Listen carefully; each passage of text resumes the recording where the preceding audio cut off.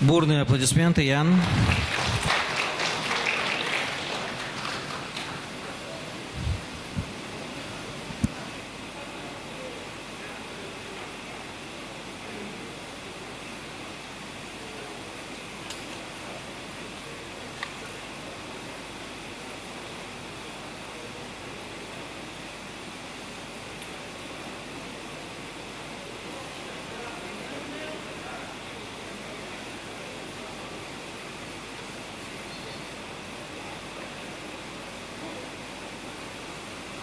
Is that okay?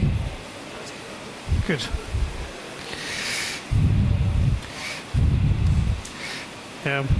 I've been an IT engineer for 30 years. I still don't know how to turn a microphone on before I start using it. So, that might give you some insights as to the quality of the future talk. I'm going to look at the changing nature of the IT industry rather than specific parts of it, as we've heard in the previous presentations. But, so far I've been very impressed with what I've heard. I'm just going to cover a different area. So it seems to me in areas like Kazakhstan that the outside world looks at this area and they look at the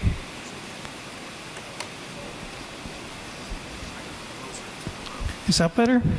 Right. I should know how to do this, really.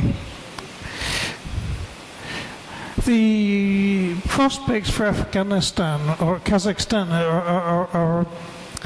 are not just the physical resources. Those are important as well. And we need to look at the rare earths and the lithium and the oil and these things. But an awful lot of the resources are in the human level. It's a new country. It doesn't have the same prejudices in how to do IT as you will find in Silicon Valley or in Europe. And that's a very important characteristic. It means you've got a unique selling point here, which allows you to develop new business models, new ways of organizing things, new ways of developing operating systems and applications, which are quite different from what we see in the normal everyday life. So I think that's a big advantage. We overlook that one. We always look at resources in terms of what you can get out of the ground or what the banks own or things like that. There are much more to resources than that. So let's not get too short-sighted by the current state of play and where the revenue is coming from. But let's move on from that straight away. I'm going to look at virtualization. Virtualization is very important. It's the next big thing happening in the IT world. Now, a lot of you will have heard about this already, and concepts like augmented reality will be very familiar to a lot of you. What does it really mean? Well, what it means is that for 3.5 billion years, you had the physical world. We've got the physical universe. Million years or so ago, we got humans coming on the scene, and humans have got good brains. And inside those brains, we formulated a whole cultural world, which is the human world. That's really what I'm getting at there. It's not your body, which is part of the physical world. The human world, what's inside your head, is a very new domain. We've only been exploring that for a few thousand years compared to billions of years of evolution. But we've now got a new one, which is the cyberspace world. And we're just starting to discover that. Concepts like cyberspace are really very, very new. The term has only been understood by any people really for 20 years.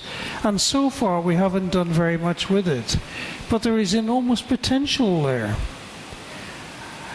What we're going to find is as we link together the physical world with the cyberspace world, a lot more opportunities come out.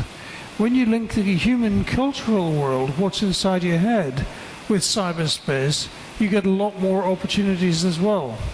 Now, why is this not big news yet? Because it hasn't been happening yet. We're not doing it yet. But let's take it back 20 years to the early 1990s. We saw the convergence between computing and telecoms. Computing was a reasonable size industry. Telecoms was a reasonable size industry. When we merged these together, we got a vast new industry, which is the entire World Wide Web and all the rest of the stuff going across the internet. Now, when you start merging the physical world in its entirety with everything that you can do on TV or the web or radio or social networking, you get a vast, big increase of that again. So I would suggest that what we're heading into with this new world of virtualization is far bigger than the World Wide Web. Now, the World Wide Web has changed everything, but what's coming next will change it far more. And we really need to understand that to see where the big opportunities come from. So where does it really come from? What is augmented reality? Now, some people would say you take an iPhone and you hold it up and you can see information about where you are and where the nearest restaurant is or something like that. That, to me, is not augmented reality. Augmented reality is taking any computer-generated images and overlaying those on the real world according to where you are, according to the context, according to who you are, what you're doing, who you're meeting next. All of those things can be taken into account. And when you do that, you get a very, very powerful infrastructure which allows you to build lots of new businesses on top of that. Now, the tools for augmented reality, today you've got an iPhone or an iPad, and you can get location-based services on that. But location-based services, to me, are not augmented reality. It's really a derivative of virtual reality, where you can take any computer-generated information and overlay it on the real world. So you can walk down the high street and you can see me. You can replace my image with Johnny Depp. I can look at a nice young lady walking down the high street. I can make her look like Claudia Schiffer. That is augmented reality. The ability to look at a building, and I like modern architecture, so I'm very happy here in Astana looking at the nice new buildings. Other people don't like that kind of thing. They can see old-fashioned buildings looking at the same space. So it allows you to customize the physical reality of the city to each person walking through it. So a shopping mall looks different to me than it does to somebody else. An art gallery looks different to me than somebody else. That's what you can do with these new services. So where does that go? We've got video visors coming out of Google. They're developing them right at the moment, launching them soon.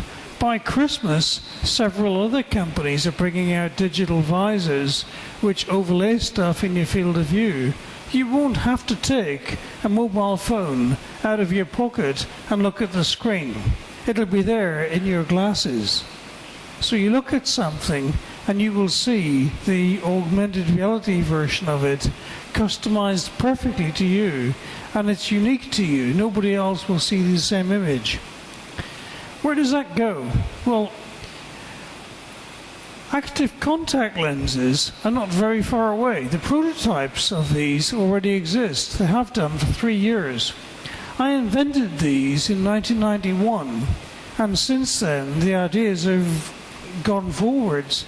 You could, in 2020, you could buy a pair of active contact lenses for a couple of $100, stick them in your eyes, and you've now got 2 full high-definition, ultra-high-definition displays straight onto your retina. It writes a laser beam across your laser using raster scanning. Now the technology for doing that is all coming. You can't do it very well yet, but you will be able to do it very well in 5 or 6 years' time. So when you wake up in the morning and you're wearing 2 active contact lenses, they are underneath your eyelids. You won't even have to open your eyes to go to work. You can do all of your email, all of your project analysis underneath your eyelids while your eyes are still closed. So you're barely waking up. You're only just starting to recover consciousness, but you've got a full high-definition display. If you went further down that road, you can integrate the VR experience into your dreaming, because you can put images into your dreams while you're still fast asleep. This creates new markets. It allows you to say, well, in every IT area you've got lots of different levels. So at the basic level you have a simple physical world. You have to make that, you've got to sell it and build it, and that employs lots of people. You also need to do the same thing with the virtual worlds. And the people doing that are very likely to come from the computer games industry, because that's what they do all day, every day. They're designing how do you get around in the virtual worlds. It's nice. How do you get revenue from these virtual worlds? That's well understood in the computer games industry already. Moving up a little bit, you have to decide how you interface to that. That's another industry. You might decide to do it using some complex handset, or you just want voice recognition, or even thought recognition. So you just think of a problem and it goes straight onto Google, and back comes the answer. Every level of this is a whole new range of industries that you can add, that you can make money from. So what will people in business and society do with all of this? One of the big areas, and we're already familiar with this through things like Facebook and so on, is the idea of politics and socialization. The real concept here, it's quite an old idea. This goes back 20, 25 years, but it's just starting to become relevant now because the tools are available, is that if you've got some political views, you can find other people out there with the same sorts of political views, and you can link together with them across the networks, and you can coordinate your actions in the high street. So you can organize demonstrations, you can organize protests, you can organize all sorts of things. And if you're a bit more violent, you can start organizing denial of service attacks on various server farms or government institutions. This is starting to happen. We're already starting to see the problems from it. But what we've seen so far